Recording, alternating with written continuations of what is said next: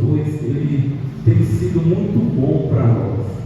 Nós temos visto a misericórdia de Deus e as suas mãos em cada detalhe, passando e entrando, e o Senhor tem nos abençoado. Meus irmãos, nós vamos fazer uma leitura do livro do Êxodo, do capítulo de número 4, a partir do versículo 24, capítulo 4, a partir do versículo 24, nós vamos fazer uma meditação a partir de alguns versículos.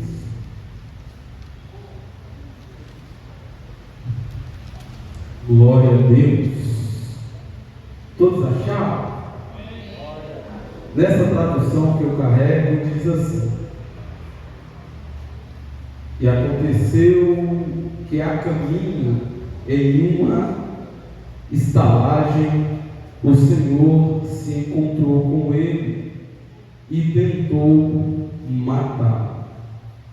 Vou repetir. E aconteceu que a caminho em uma estalagem o Senhor se encontrou com ele e tentou matá-lo. Então Zípora tomou uma pedra afiada e cortou o prepúcio do seu filho e o lançou aos seus pés e disse: certamente és esposo sanguinário para mim. Assim ele o deixou ir. Então ela disse: um esposo sanguinário és, por causa da circuncisão. Glória a Deus. Até aí, meus irmãos, podemos assentar em nome de Jesus. Louvado seja o nome do Senhor.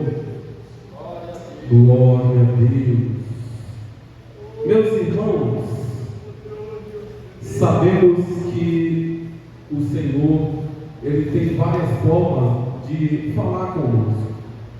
E nós lemos aqui em uma passagem muito diferente daquilo que a gente está acostumado a ver no Antigo Testamento acerca dos profetas, porque aqui está falando que o Senhor tentou matar a Moisés de uma forma inesperada.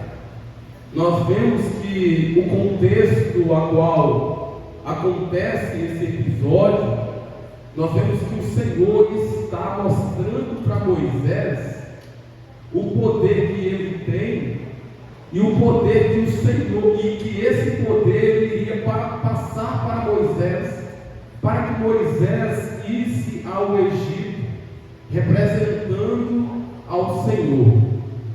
Vai e diga que o Eu Sou me enviou. Nós vemos que Deus mostra para Moisés que aquela vara que representa a autoridade que ele estava em suas mãos poderia se transformar em uma serpente.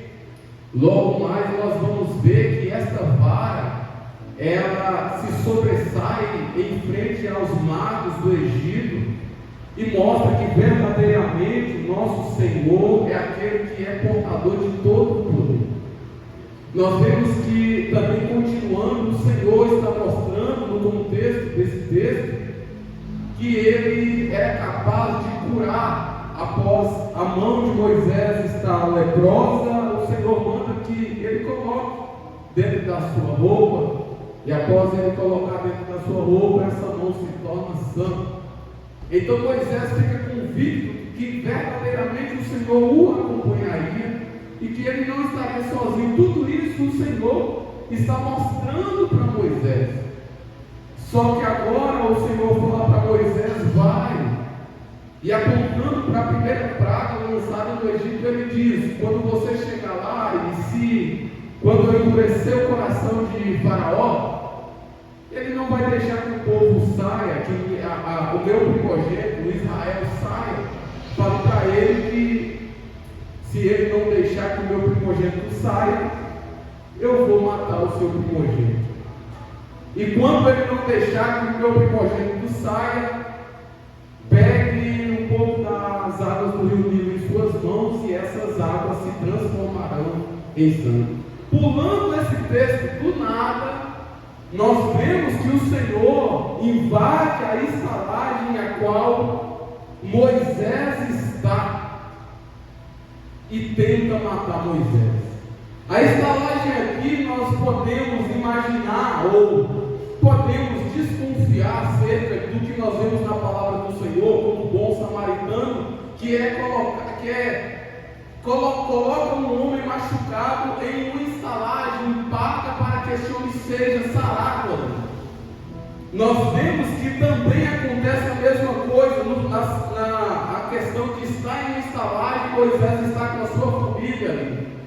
E é nesse período que ele está descansando após uma viagem até Midian, de Midian para o Egito, melhor falando. E ali ele está e acontece esse episódio.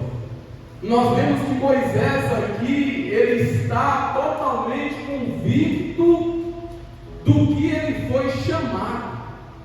Ele começa nascendo em um lugar totalmente desprovido, pobre, esquecido, recantilhado no lugar de escravos.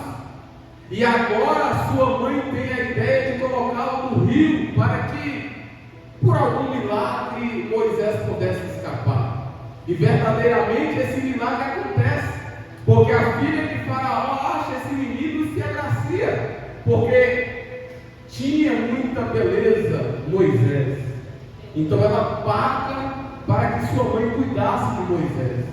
Após Moisés ter uma certa idade, ser desmamado, ele é entregue para dentro do palácio de Faraó, e ali é criado com as ciências daquele lugar, aprendendo as faculdades. Moisés se torna uma pessoa culta, coisa que seria impossível, pastor, se ele continuasse morando juntamente com sua família.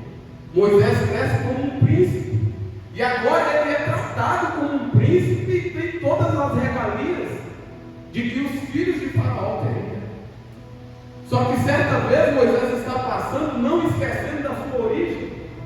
Ele está passando e um dos oficiais, um dos soldados de Faraó está maltratando um dos hebreus.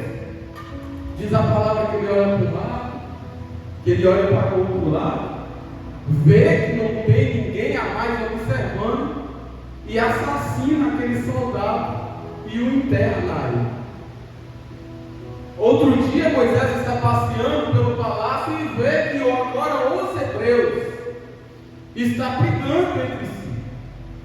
E agora ele fala: ó injusto, não faça isso. Nós vamos ver que na narrativa esses hebreus olham para Moisés e falam: quem te deu ordem para ser juiz contra nós? Você vai fazer conosco assim como você fez com o soldado também? E agora ele percebe que ele foi descoberto. E agora, irmão, está aqui algo que eu quero começar a trazer para você nesta noite. Porque aqui mostra totalmente aquilo que nós não devemos fazer, que é a questão da hipocrisia. Porque Moisés agora, após matar alguém por não concordar com a sua atitude, está falando para alguém não brigar. E nós vemos aqui Moisés passando pelo crivo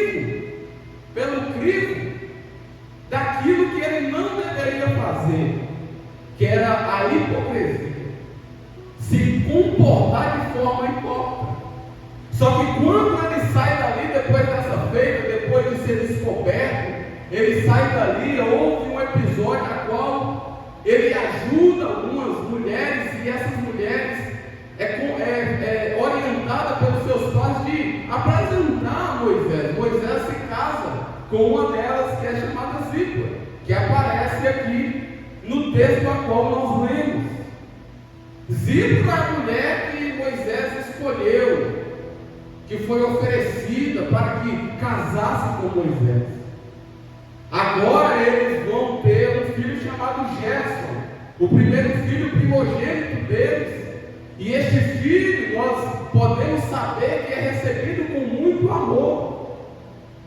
Mas nós vamos ver no texto que Deus agora já se apresenta a Moisés na sarça ardente, e agora ele está com uma missão de ir até Faraó e mostrar o verdadeiro poder de Deus e destronar os 10 deuses que imperavam dentro do Egito, trazendo as 10 pragas, representando os 10 deuses que estavam ali naquele lugar, mostrando que Deus era soberano sobre todas as coisas.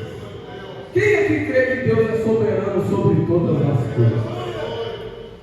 Nós vemos que agora Moisés entende o seu chamado, e agora ele está convicto do que o Senhor faria. Mas, meus irmãos, ele está com uma vara que simbolizava a autoridade.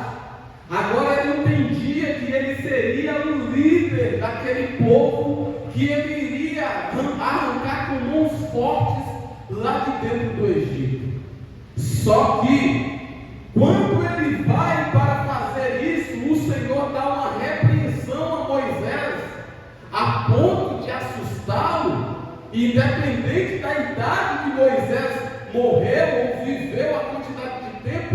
Acredito eu que nunca mais ele se esqueceu daquele episódio, porque parecia que estava tudo bem, porque parecia que seria um dia comum, porque parecia que Moisés iria descansar, tomar banho, se alimentar, montar novamente nas jumentas e seguir viagem.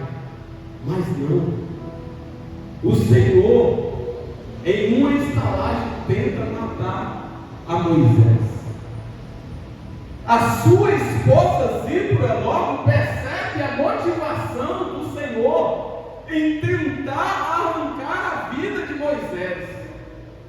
Ela corre, vai até Gerson, o seu primogênito, e arranca o crepúsculo de seu filho e joga aquele crepúsculo em seus pés e diz para Moisés: Moisés, você é um homem sanguinário. E eu quero ressaltar para os irmãos que depois dessa ocasião, o homem sanguinário não era aquele homem que matava sem ter amor em seu coração, sem se importar com a vida. Mas nessa ocasião, depois dessa feita, o homem sanguinário era aquele homem que circuncidava os primogênitos daquele povo, os povos hebreus. Então, quando ela joga o crepúsculo em seus pés, ela está lembrando a Moisés que ele estava encarregado de cortar o prepúcio dos seus filhos e de muitas pessoas dentro do arraial. Eu quero dizer para vocês nesta noite que Moisés ele representava o modelo no meio do arraial e no meio dos israelitas. E agora Moisés está sendo repreendido por deixar de fazer algo que por ele talvez no momento não seria tão importante, mas que para Deus era muito importante. Por que para Deus era importante? Esta aliança, a aliança da circuncisão, ela foi feita a Abraão há muito tempo atrás. Abraão era um homem que foi tirado da sua terra com a promessa de chegar à terra prometida, e que essa promessa ela foi alcançada pelos as pessoas que vieram depois dele, melhor dizendo. E quando essas pessoas chegaram à terra prometida, Abraão já havia morrido, mas a promessa foi cumprida pelo Senhor. E no meio dessas promessas, o Senhor faz uma aliança com Abraão. E essa aliança dizia para ele que todos aqueles que nascessem macho teriam que ser circuncidados ao 8º dia. Inclusive, o seu filho Isaque foi circuncidado e apresentado ao Senhor. A partir daí, começa a se simbolizar a aliança com o Senhor. O que é a aliança com o Senhor? A aliança com o Senhor era que após a criança, depois de 8 dias de nascido, ser circuncidada, esta criança estaria ligada ao Senhor. Quando um pai não circuncidava o seu filho, ele estava dizendo: eu não estou ligando meu filho ao Senhor. Ele não vai fazer parte da aliança. Quem que não circuncidava? Eram os filisteus. Lembra? Na guerra entre Israel, entre Judá e os filisteus, onde Davi entra em cena como um garoto muito forte, destemido. Ele chama o filisteu, o Golias, de incircunciso, porque as pessoas de nações diferentes não eram circuncidadas, ou seja, elas não tinham aliança com o Senhor. E Deus, ele vem dentro da estalagem mostrar para Moisés que se ele levantou a Moisés, a casa dele precisaria ser modelo para todo aquele povo que ele iria reger. O Senhor estava dizendo a Moisés: Moisés, eu te chamei. Moisés, eu te dei uma missão, te dei. Moisés, eu fiz um chamado na sua vida, fiz. Te tirei do lugar improvável, te tirei, Moisés. Te tirei da morte, te livrei da morte, te dei livramento, te livrei. Mas a minha lei você tem que seguir.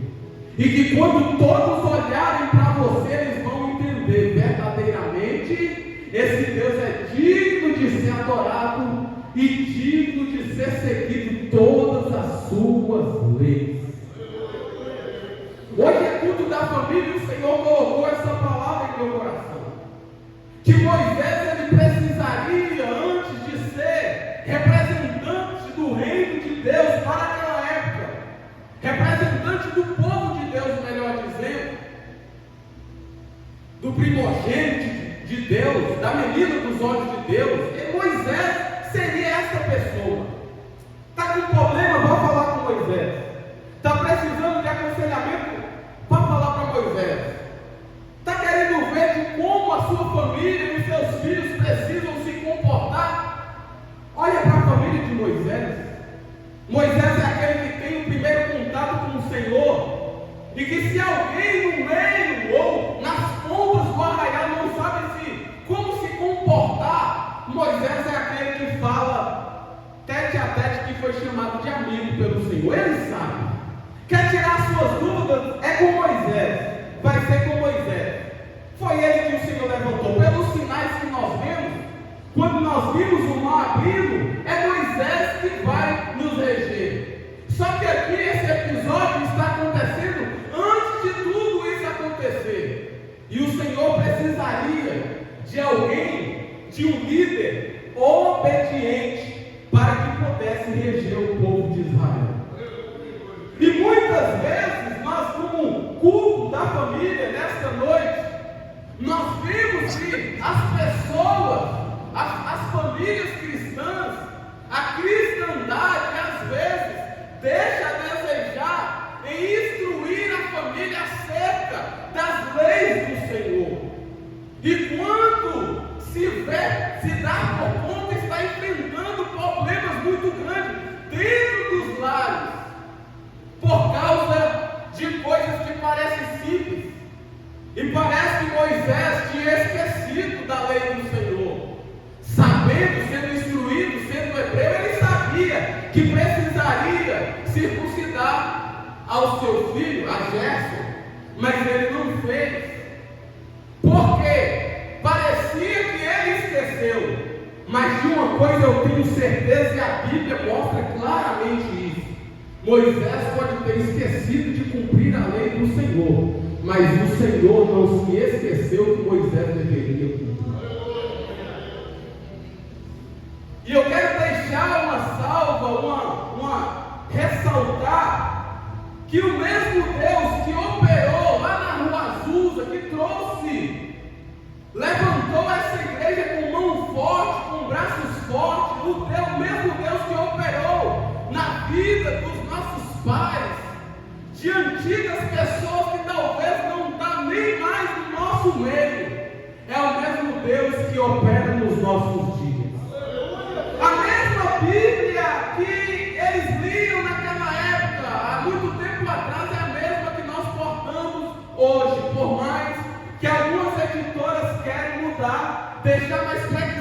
acessível, mais doce, para que as pessoas não se sintam mal ao ler a palavra do Senhor, para que as pessoas tenham gosto pela palavra bíblica, mas não podem ser confrontadas. Mas nós não estamos falando desse Deus, e nós não estamos falando de uma palavra qualquer, porque a palavra do Senhor é uma palavra inerrante, que por mais que alguns líderes estão se levantando falando que a palavra é, que ela é inerrante, e dá curso sobre isso, mas eu e você nesta noite sabe que tudo que está escrito aqui é a palavra do Senhor, e que Ele inspirou os seus profetas, inspirou os seus evangelistas para trazer às nossas mãos as suas instruções. Eu creio que você veio nessa noite aqui entendendo que se o Senhor quer que você corte algum tipo de crepúsculo, nós sabemos que na lei, para nós hoje, as leis 613 leis não funcionam mais. Existiam as leis cerimoniais que para nós como igreja não existe mais, que nós não precisamos sacrificar nem investir uma roupa de sacerdote para nos sujar de sangue, para que nós pudéssemos ser perdoados pelo Senhor, já que o Senhor morreu na cruz do Calvário para nós. Mas ainda temos a lei civil e a lei moral. A lei moral ela pega muito, porque ela nos diz como nos comportar diante da sociedade, sendo uma família cristã, sendo pessoas que somos portadoras da presença do Senhor. Essas leis, elas ainda estão vivas no nosso meio, e o Senhor ainda grita, e este grito ecoa pelo mundo inteiro, dizendo que Ele quer santidade à igreja e às famílias cristãs. E eu creio que o Senhor vai levantar você e a sua família para fazer a diferença. Que assim como Moisés teve que se enxergar, se colocar na posição novamente para ser alguém representante, nós também vamos fazer. E quando nós precisamos ter a humildade de olhar para o Senhor e dizer: Senhor, o que eu preciso arrancar? Qual prepúcio precisa ser cortado em mim e nos meus filhos? Aonde eu estou errando, Senhor? O que eu preciso melhorar? O que eu preciso desfazer na minha vida para que eu possa agradar ao Senhor verdadeiramente? O que eu posso fazer para me achegar mais ao Senhor? Quando nós olhamos para o Velho Testamento, nós sabemos que o animal que era entregue ao sacerdote para ser sacrificado pelo pecado do povo era trazido pelas famílias. Esse animal ficava 1 ano depois de nascido, sendo cuidado, sendo amado. Provavelmente as pessoas colocavam nomes nestes animais, animais domésticos que eram tratados com amor. Olha como dói quando nós pegamos amor aos animais. Eu tinha uma cadela que eu tratava muito bem, dava vacina direitinho, dava banho, deixava ela cheirosa. Mas chegou um certo dia que essa cadela saiu pela porta e eu não vi para onde ela foi. E nunca mais eu vi ela. Me trouxe um desânimo de ter comigo um animal de estimação em minha casa e acontecer de novo e eu ter que ficar triste de novo. Agora você imagina o adorador chegando diante do sacerdote e deixando esse animal ali para ser morto. Doía muito. Doía muito. Algo que era tratado e cuidado com amor. É por isso que Jesus ele repreende aos povos que compravam os animais nas portas do templo para sacrificar. Um sacrifício rápido, sem propósito, sem unção, sem graça. Por isso que ele repreende. Mas quando nós vamos olhar para o sacrifício que era entregue, esse sacrifício ligava novamente um homem pecador longe de Deus a novamente a ligação com Deus. Esse homem agora que estava longe por causa do seu pecado, agora Deus se aproxima dele novamente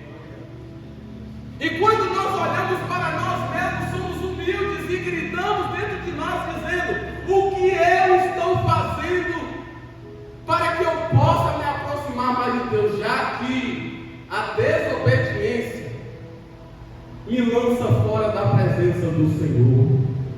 Nós cantamos aqui o Salmo 51 de Davi. Olha como este homem sofreu a descobrir que o Senhor não andaria mais com ele. Eu ficaria triste se eu perdesse as coisas mais preciosas que eu tenho na minha vida. E eu não preciso citar quais são. Mas pior é quando um homem não porta a presença do Senhor em sua vida. Pior é quando eu levanto da minha cama, eu faço todos aqueles rituais de vestir a roupa, escovar os dentes, pentear meu cabelo, sair para trabalhar. Pior seria se esse Deus que nós servimos nessa noite não me acompanhasse. E talvez, irmãos, a necessidade da família nesta noite repensar os conceitos e olhar para dentro de nós mesmos e pensar o que eu preciso cortar da minha vida e dentro da minha casa, o que o meu filho precisa se afastar para que ele se aproxime e conheça o Deus que eu conheci há 10 anos atrás.